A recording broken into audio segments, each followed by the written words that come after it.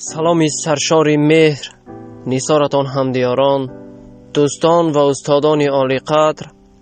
بنده هلالی صبر هستم و خواستم اینجا شعری را از شاعر فردوسی اعظم با نام غزل امید براتان قرائت کرده باشم. گریه میخندد دل از اندوه خالی می شود. صبر کن حال و هوای شهر عالی می شود.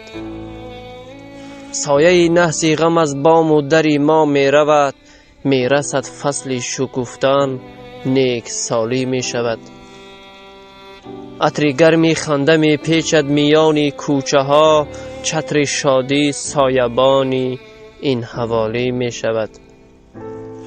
عشق این گمگشته پیدا می شود بی جست و جو. در جهانی بیکرانه باز والی می شود. جنگ می افتد به چنگی لشکری پیروزی صلح.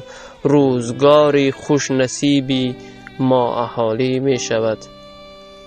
نوبتی دیدار نزدیک است ای چشم انتظار. نوبتی دیدار نزدیک است ای چشم انتظار. بوتهای انتظارت نونهالی می شود. گریه می خندد دل از اندوه خالی می شود. صبر کن حال و هوای شهر عالی می شود.